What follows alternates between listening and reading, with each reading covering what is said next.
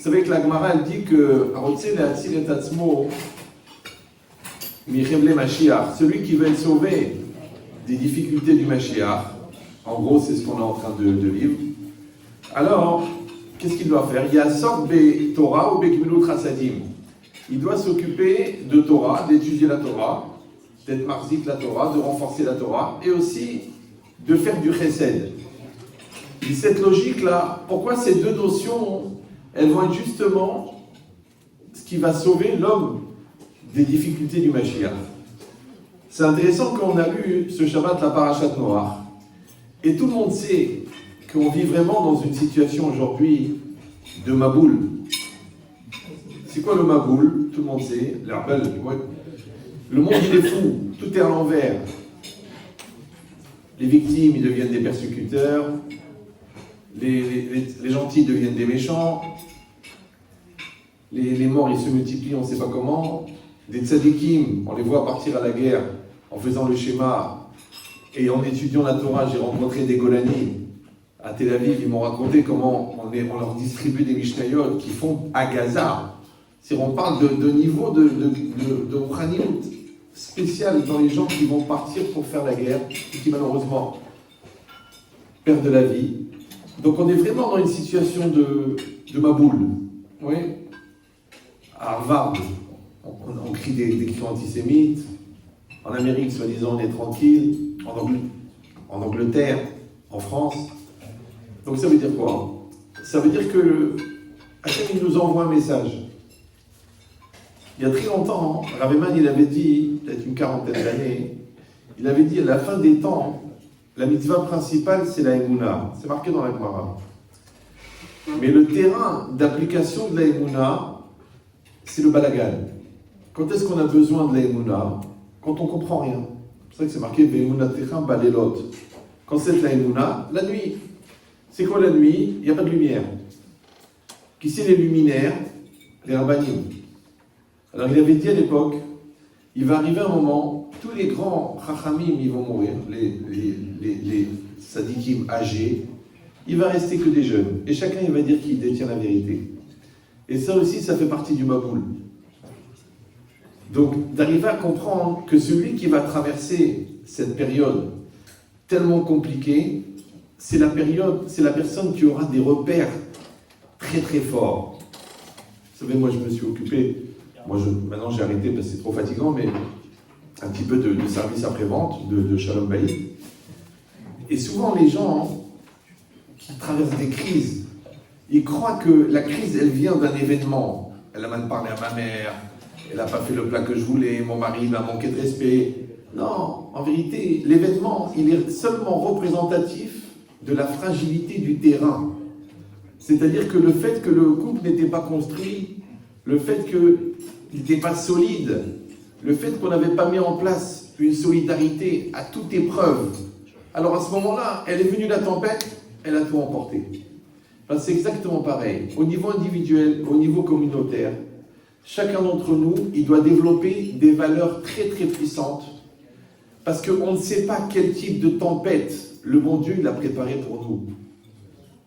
Encore une fois, au niveau individuel, on ne sait pas ce qui va arriver. On voit des gens en 2 mois, leur vie, elle bascule au niveau médical. C'était des poteaux. Et d'un seul coup, tu les vois, fihala.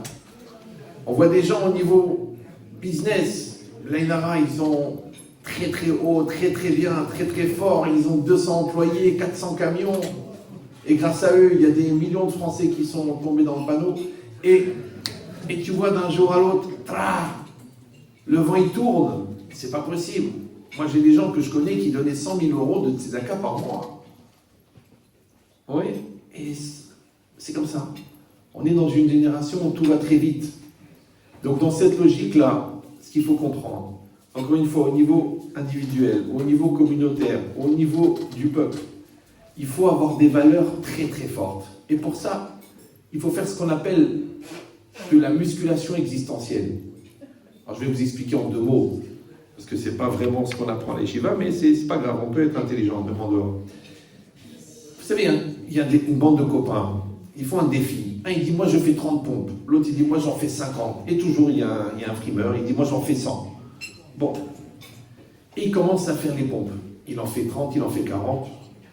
Ça y est, maintenant il sent qu'il va mourir, c'est fini. Il a mal partout, les muscles ils vont exploser. Mais d'un autre côté, il ne peut pas s'arrêter, parce que sinon il sait qu'ils vont le charnier jusqu'à la naissance de son petit-fils. Donc il continue. Donc il a fait 40, et il fait 50, et il fait 60, et il fait 80, et il fait 100. Bon, il s'évanouit pendant une semaine. Après il se réveille, il réfléchit. Il dit, les 40 premiers, je les ai faits avec mon corps. J'avais la force. Au bout de 40, j'avais plus de force. Donc les 60, je les ai faits avec quoi? Je les ai pas faits avec mon corps il était mort. Donc je les ai faits avec ma volonté. Maintenant, étant donné que les retombées, elles sont au prorata de ce que tu as fait, pendant les 40 premières pompes, il a musclé son corps. Mais les 60 d'après, puisqu'il ne les a pas fait avec son corps, il a musclé sa volonté. Maintenant, qu'est-ce qu'il fait toute sa vie, un homme? Ratson Adam ou Maoto? Qu'est-ce qu'on fait toute notre vie? On va muscler la volonté. On va muscler le Ratson. Dans la lutte contre l'Yetzirara, contre la colère, dans la patience, dans l'acceptation des choses, dans la résilience, et dans les Netzahama, et dans la Kabbalah, dans les Tfilin, et dans la relecture pour la 88e fois du Raphaïm. Ouais, en fait, on muscle le Ratson. Et c'est un peu normal. Parce que qu'est-ce que c'est un homme? Un homme, c'est une connotation humaine qu'il a mis à un Ratson divin qui le traverse. Oui, non? Vous comprenez ou...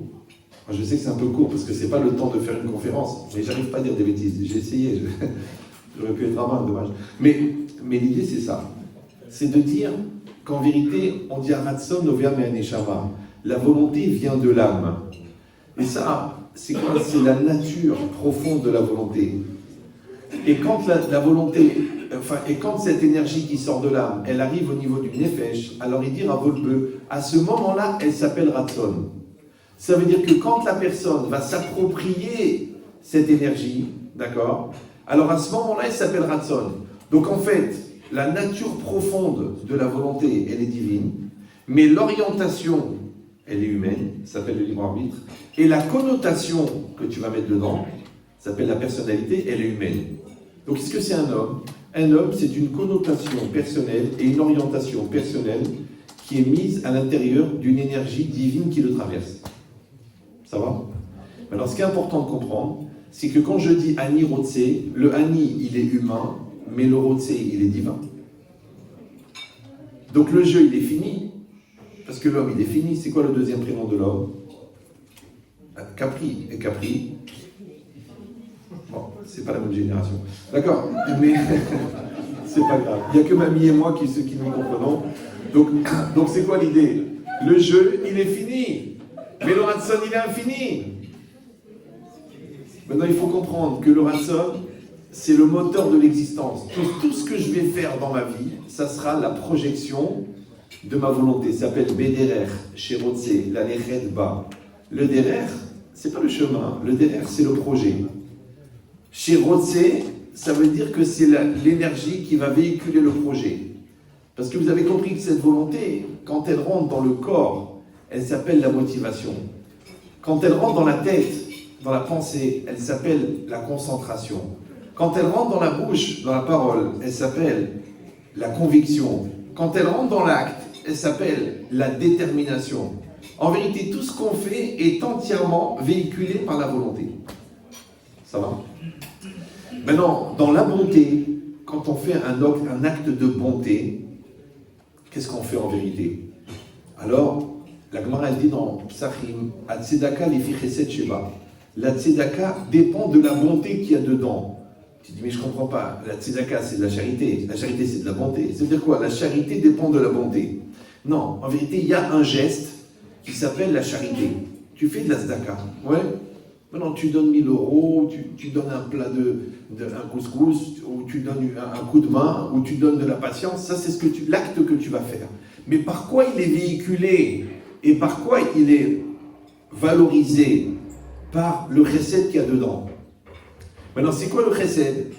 En français, on appelle ça le don de soi. Maintenant, je ne sais pas si vous avez pris le temps de réfléchir un peu. C'est quoi le don de soi? C'est quelqu'un qui dit oui, il a donné beaucoup de lui-même En vérité, qu'est-ce qu'il a donné? Il a donné ce chélek de sa neshama qui s'est exprimé sous la forme d'un ratson, ouais, dans lequel il a mis une connotation personnelle qui s'appelle le jeu, et ça, il l'a mis dans l'acte. Ça va toujours? Donc ça veut dire que le don de soi, en vérité, c'est le don d'un morceau de Dieu que j'ai en moi, dans lequel j'ai imprimé une volonté personnelle. C'est pour ça que ça s'appelle en hébreu Messirut Nefesh. Or le Nefesh, c'est le moi, et en même temps le Nefesh, c'est le Ratson. Qu'est-ce qu'il a dit à Abraham, au Bnei Ephron? Il leur a dit Ki imet nafshechem. Ça veut dire si vous avez la volonté. Tu dis mais le Nefesh, c'est pas la volonté. Le Nefesh, c'est ce qui va orienter la volonté. Mais à partir du moment où la volonté, elle rencontre le psychique, le moi, le je, alors à ce moment-là, elle s'appelle je veux. Donc ça s'est identifié, ça y est. Maintenant, quand je vais prendre de ça, d'où est-ce qu'elle vient cette énergie? On a dit, elle vient de la Neshama. La Neshama, elle produit la vie. Donc quand je donne, quand je fais Messirut Nefesh, je donne la vie.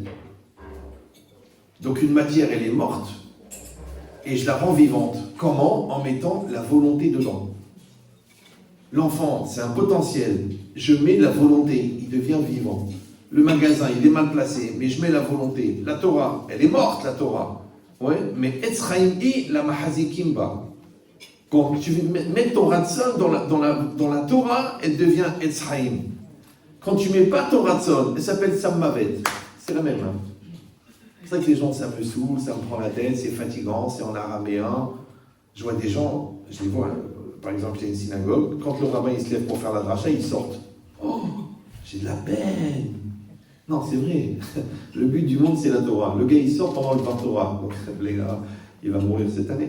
Non, j'exagère. Mais en fait, il réfléchit. Si le rabbin, quand il parle 10 minutes, tu pries pour qu'il se taise, tu pries pour qu'il s'étouffe. Je rappelle, pour ceux qui ne sont pas au courant, que quand on va arriver là-haut à 120 ans, il n'y a que l'étude de la Torah. Si vous espérez être accueilli par 72 hôtesses, c'est une autre religion. Si vous êtes au courant, bien sûr, ouais. Donc quand on va arriver là-haut, il n'y a que l'étude de la Torah. Maintenant, imagine-toi quelqu'un, il a passé le jugement dernier et il est accepté au Lamaba. Il arrive là-haut, il y a un ange qui lui donne une Gemara. Il dit, qu'est-ce qui se passe? Eh bien, il y a Shiur, voilà, il y a Rabbi Akiba Eger, il va faire un Shiur. Ah, extraordinaire. Ah, Baruch Hashem, les Ma'an Hashem, Odul Hashem. Il dit, ben, tu veux rentrer au Shiur? Il dit, ben oui. Alors il demande comme ça, il dit, combien de temps il dure le cours? 250 ans. Il a dit 250 ans. Mais à la synagogue, je priais pour que le Rav s'étouffe au bout de 10 minutes. Il m'a saoulé, sans alcool. Et là, je vais écouter 250 ans, mais je vais mourir. Il dit, mais non, c'est déjà fait. C'est trop tard. Rabotai, c'est pas shoot. Qu'on passe notre vie à aimer la Torah, pour que après la mort, c'est ça qu'on va aimer. Donc je vous donne le secret. Mais ça aussi, c'est un grand yesod, mais bon, je vous le dis en passant comme ça, parce que vous avez pris un forfait limité. C'est qu'en fait, toute la avoda, tout le travail qu'on fait dans le conscient, c'est pour faire rentrer dans l'inconscient, dans le subconscient. Alors je vais traduire en français. Tu sais, par exemple, tu commences à travailler comme vendeur. Alors au début, alors le briefing, le client, le prix, la marge, le calcul. Et au bout de 10 ans, c'est naturel. T'as bonjour, ah, vous avez des enfants, ah, vous aimez le football, comment ça se passe? Ah, tiens, à part ça, j'ai une ligne de produits. Pourquoi? Parce que ta peur, elle est devenue, tu l'as dépassée, c'est devenu intuitif. Donc ça vient facilement. Donc ça veut dire que c'est rentré dans ta nature d'être un vendeur. C'est pareil. Le mariage, bon, c'est un phénomène qui est connu, ouais. Pourquoi on se marie? Pourquoi faire? Je dis, ben, c'est mitzvah, les enfants. Non! La femme, c'est la moitié de la neshama du mari. Vous êtes au courant? Maintenant, si on prend un aimant, on le casse en deux, et on met chacun dans 3 sacs, un dans l'autre, 3 sacs de jute, quand vous les mettez, ça colle pas. Qu'est-ce qu'on fait? On frotte. On frotte, jusqu'à ce qu'on a usé les sacs, et maintenant les 2 aimants, ils collent. Alors, c'est quoi les 3 sacs? Le corps, l'égoïsme et l'orgueil. C'est ça qui nous sépare. Vous savez, Ben Chetrit, si vous l'avez connu à l'époque, il donnait des cours, Il a dit pour créer un amour commun, il faut éliminer 2 amours propres. C'est que les 3/4 des gens qui divorcent, en fait, ils ne sont pas mariés. Ils sont restés dans les sacs de jute. C'est pareil, toi, tu veux acquérir la Torah. Tu dis, j'aimerais bien, ça me ferait plaisir, on m'appelle le Rav, je connais la Chita Mekoubetset par cœur, quand la carole. Alors tu dis, à ta mouchan namout, t'es prêt à mourir? Non, au contraire, je veux vivre. Mais non, en la Torah diknit la bémiche memit atzmo. C'est que la avoda d'acquisition de la Torah, elle passe par l'élimination de ce qui te sépare de la Torah. C'est pour ça que le mot korban, il veut dire sacrifice, et le mot korban, il vient du mot karov. En fait, la seule manière de se rapprocher, c'est de sacrifier ce qui te sépare. Donc, qu'est-ce qui te sépare de ta femme? L'orgueil et l'égoïsme. Sacrifie. Qu'est-ce qui te sépare de tes enfants? Le fait que tu voudrais qu'ils deviennent toi. Ou ce que tu n'es pas devenu. Sacrifie. Laisse-les vivre. Aime-les comme ils sont. Il faut sacrifier. Qu'est-ce qui te sépare d'Hachem? La matérialité et l'orgueil. Il faut sacrifier. Qu'est-ce qui te sépare de la Torah? La flemme, la lourdeur et la bêtise et Netflix. Donc il va falloir... Et si tu vas dire, mais moi, j'ai pas envie de mourir, mais c'est la Gemara dans ta mine, Avot c'est l'iriot. Yaout, la seule manière de vivre, c'est de mourir. Pourquoi? Parce que quand tu tues ce qui est mauvais en toi, tu fais apparaître ce qui est bon. Pour ça, comment on reconnaît les pauvres types? Parce qu'il dit, mais j'ai tué personne. Mais c'est ça ton problème. Tu n'as tué personne. Donc tout ce qui est mauvais en toi, c'est là. Donc qu'est-ce qu'elle fait la Torah? Qu'est-ce qu'il fait Hachem? Il donne des occasions de se débarrasser de ce qui me sépare d'Hachem.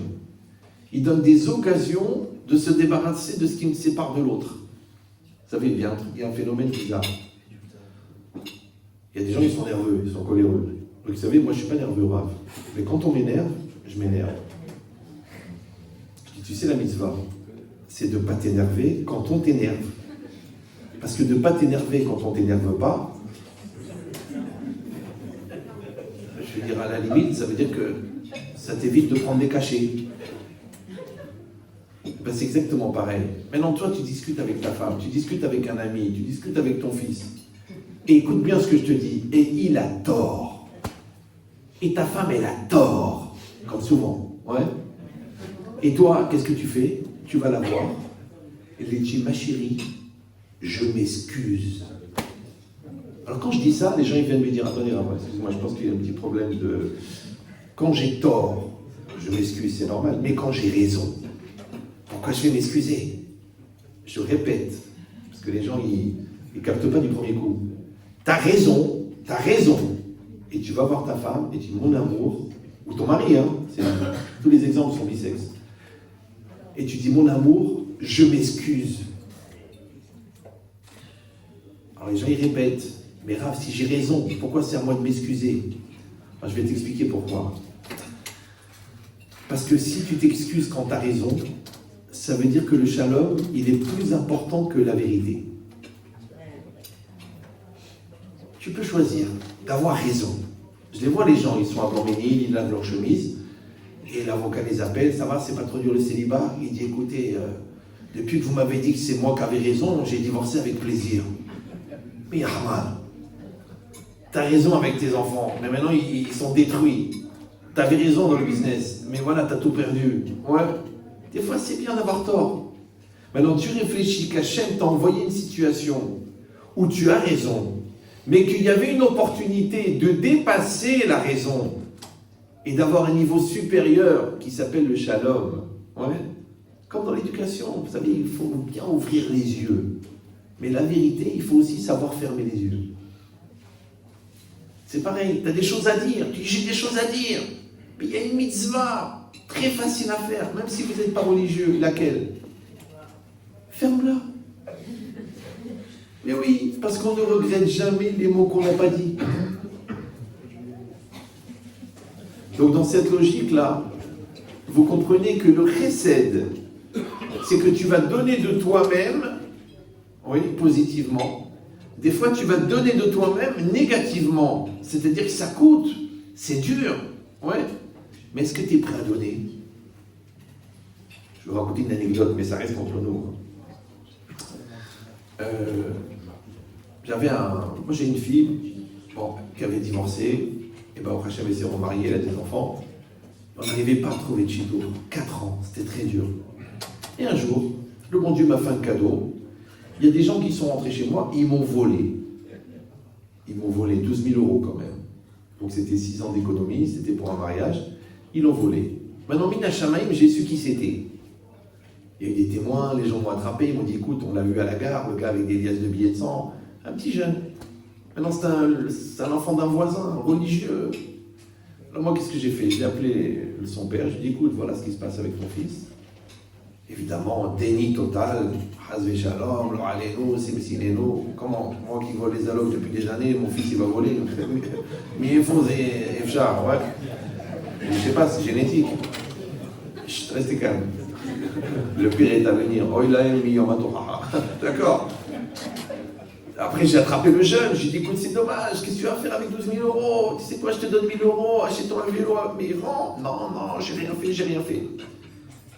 Les enfants, ils m'ont dit papa, on va lui envoyer 3 ou 4 personnes motivées, mais motivées, voilà, qui va le moto. Et il va rendre l'argent. J'ai fait non, on n'est pas des voyous. Alors qu'est-ce que j'ai fait? C'est très simple. J'ai pris une chaise, je me suis assis sur 12 000 euros, et j'ai dit Hachem, moi, c'est un bel Israël, je ne vais rien faire. Mais ma fille, il faut qu'elle se marie cette année. 2 mois après, elle s'est mariée. Ça veut dire que tu ne connais pas la force du Chesed, mais ça, c'est le plus grand Chesed, c'est le Chesed du Vitour, Anim et Vater. Tu laisses tomber.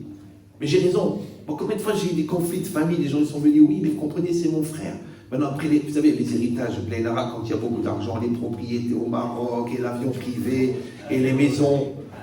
Maintenant, les gars, ils sont bourrés, mais bourrés. Et la guerre dans la famille, je ne peux plus voir qui crève, qui s'étouffe. Une fois, j'ai eu un shalom bayit.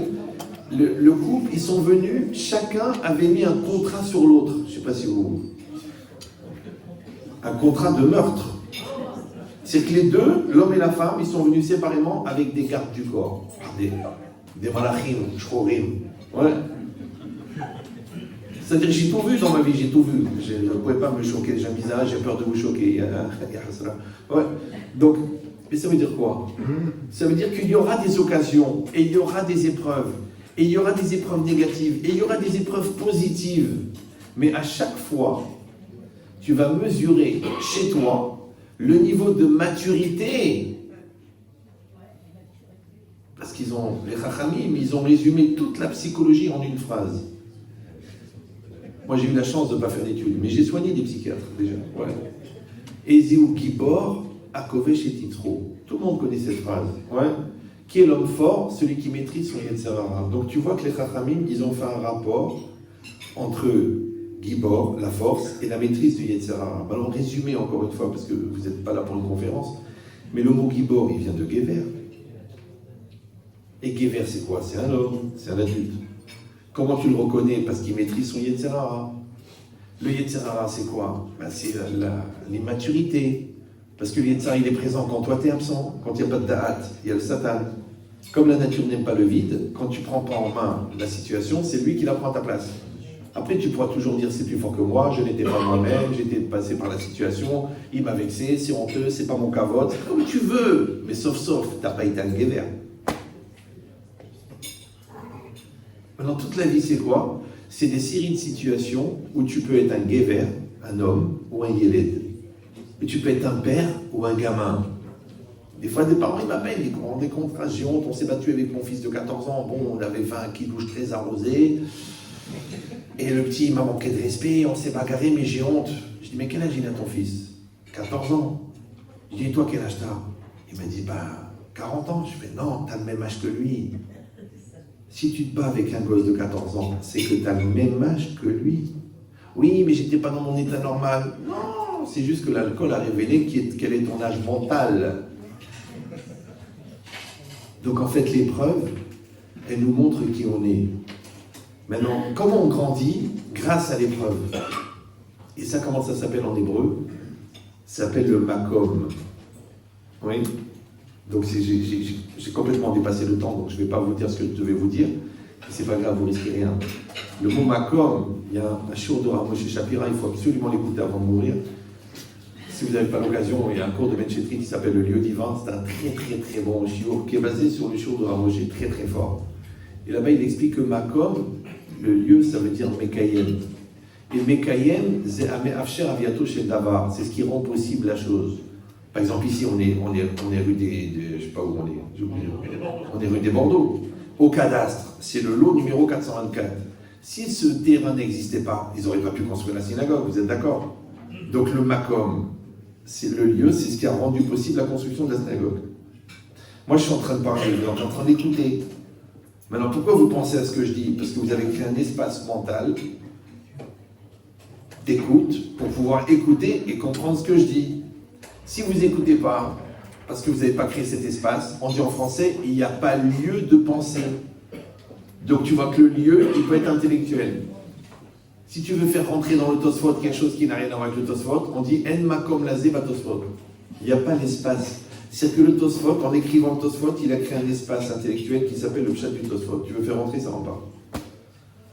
Un enfant, il a une place dans ton cœur. Si tu ne lui as pas donné la place, il n'y en a pas. Tu dis, mais je comprends, il a sa chambre, il a son lit, il s'assoit à côté de moi à table. Oui, mais c'est le troisième. Et le deuxième, il a un handicap. Et toute la famille s'est focalisée sur le deuxième. Du coup, le troisième, on ne l'a pas vu grandir. Bizarrement, à 17 ans, il fait pipi au lit, il se ronge les ongles, il n'arrête pas de redoubler le CM2. Quand on l'emmène chez les psychologues, chez les rabbinim, chez les marabouts, ils disent cet enfant n'a pas eu sa place. Où il n'a pas eu sa place? Voilà son lit. Non, il n'a pas eu sa place dans le cœur. Ça veut dire, écoutez bien, ça veut dire que l'enfant qui est devant toi, il n'est que le reflet de la place que tu lui as créée dans ton cœur. Donc en résumé du résumé, parce que là je vous fais un raccourci. Ouais. Donc la réalité qui est devant toi, ouais, elle n'est que le reflet de l'espace que tu lui as créé dans ton cœur. Pour ça, elle est todot noir. Ikar todotem chez tzadikim ma'asim tovim. C'est-à-dire que tout ce que tu produis dans ta vie, ça n'est que le reflet de l'espace que tu as créé pour cette chose-là dans ton cœur. C'est bon? C'est que si ton couple, il n'existe pas dans ton cœur, il ne va pas expliquer dans ta réalité.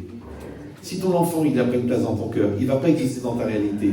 Si la Torah, elle n'est pas dans ton cœur, elle ne va pas exister dans la réalité. Alors, ça c'est écrit dans la Torah en vérité. Vayatarta, va'ashevota, el levavecha. Tu sauras et ensuite tu graveras, tu imprimeras dans ton cœur. Rabbi Yerucham, il dit d'un autre langage. Il dit Ikar avodat à Adam, les affaires yedi'a les teva. Le principal du travail d'un homme, c'est de transformer une connaissance en nature. Ça veut dire qu'il faut, écoute bien, que ton conjoint, il rentre pas dans ton cœur, dans ta nature profonde. Il faut que ton enfant, il rentre dans ta nature. Maintenant, pourquoi une maman, elle est là, à Paris? Sa fille, elle est à New York. Il est 4h du matin, elle dit, il faut que j'appelle Myriam. Mais laisse tomber, ça va pas, il y a 6 heures de décalage. Écoute, j'ai mal au ventre, j'arrive pas à penser à elle, il faut que je l'appelle. Elle appelle. La fille, elle dit, maman, je suis en train d'accoucher. Comment elle savait, la mère? Parce que tout ce que tu as pratiqué dans le conscient, c'est pour que ça rentre dans le subconscient. Donc ce que tu as pratiqué avec ta fille depuis qu'elle est née, c'est Achavalalev, c'est pour qu'elle rentre dans ton cœur. Maintenant qu'elle est dans ton cœur, vous êtes reliés. Parce que dans le cœur, il n'y a pas d'espace, il n'y a pas de limite temporelle, il n'y a pas de distance. Maintenant, le Chacham, il a tellement pratiqué la Torah que la Torah, elle est dans son cœur. Ça s'appelle Da'at Torah. Oui, donc de manière intuitive, il va te dire l'esprit de la Torah parce qu'elle est rentrée dans son cœur. Et bien vous, c'est exactement pareil. Voilà, vous êtes là. Au Hachem, il y a une belle institution. Il m'a raconté tout ce qui est fait. Et vous avez une proposition énorme de participer. Si vous croyez en Dieu, si vous ne croyez pas en Dieu, je ne peux rien faire pour vous. Il vaut mieux habiter un étage élevé. Mais si vous croyez en Dieu, vous savez qu'il n'y a pas de hasard. Et que chaque situation qui est en face de vous, elle est le reflet de ce que vous avez à l'intérieur de vous. Même en physique quantique, on dit qu'une réalité n'existe qu'en fonction de la conscience que tu en as. Vous pouvez lire de la physique quantique aux toilettes, ça peut aider d'ailleurs. Mais il y a des chormot. Et bien c'est exactement pareil. Qu'en vérité, vous aimez la Torah. Et vous êtes venus ici pour des gens qui aiment la Torah. Et c'est des gens qui consacrent leur vie dans la Torah. Maintenant, ils aiment tellement la Torah qu'ils veulent faire aussi recette de Torah. Donc ils vont enseigner à des gens qui veulent étudier la Torah, des gens qui travaillent, mais qui veulent étudier la Torah. Maintenant, quand tu étudies la Torah, si tu es un peu malin, tu ne vas pas étudier la Torah à 2 balles. Tu prends quelqu'un qui a consacré sa vie, quelqu'un qui a 100%. Souvent j'ai dit ça, mais les gens ne comprennent pas. J'ai dit, tu veux créer un Beth Midrash, tu veux créer une yeshiva, tu veux enseigner. Il faut toujours que le Rav il soit 100 fois plus fort que l'élève. Parce que si le Rav il mange des pépites en discutant de la politique, et l'autre il vient lui expliquer comment il a embrouillé un client, les deux ils sont les mêmes. Il faut un Rav à dommer les Malach Hashem Sevakot. Nous à Épinay on avait un Rav, il aurait pu être Magitchi Raponiovitch. Qu'est-ce qu'il est venu faire dans les territoires dans le 93? Ouais, c'est un phénomène. Mais quand le Rav il est très fort, il tire les élèves très haut. Alors c'est pareil, il y a eu cette initiative extraordinaire de prendre des Kolenman, mais Vougarim, c'est-à-dire qui ont déjà une expérience, qui ont déjà 35 ans, qui savent étudier, qui ont déjà digéré cette Torah d'Ilé, ils ont digéré cette Torah, pour la donner à des gens qui n'ont pas cette Torah, mais qui ont soif de l'apprendre. Ce Shidour-là, c'est une chorma extraordinaire. Maintenant, pour que ce Shidour il continue, comme vous avez marié des enfants, vous savez que ça coûte. C'est pour ça qu'on se marie avec une femme. Parce que la femme, elle a une capacité à faire dépenser le mari qui est incroyable. D'ailleurs, on dit ma très chère femme. Très chère. Ouais. C'est pour ça que la femme, elle a une mitzvah de pudeur. Vous savez pourquoi? Parce qu'elle est toujours à découvert. Mais le découvert de la femme, c'est la bracha du mari. C'est parce que la femme, elle dépense que tu gagnes. Sachez-le. Si tu étouffes ta femme, d'un seul coup, le magasin, il n'y a plus rien qui rentre.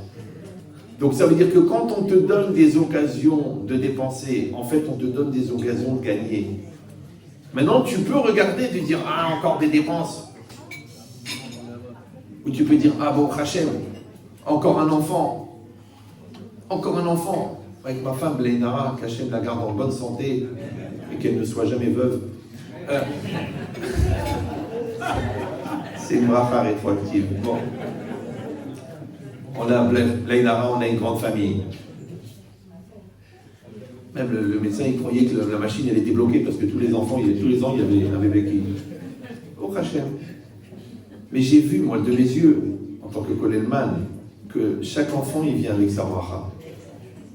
Et bien vous, c'est exactement pareil. Un enfant, encore une fois, il carte le totem à Asimtovim. Donc réfléchissez bien. Si vous avez un enfant qui arrive, bon, en mamie, c'est fini, hein, c'est tombé, mais bon, au cas où, on parle hypothétique, ouais, parce que vous avez mis une pause sur la mélo, c'est normal, ouais.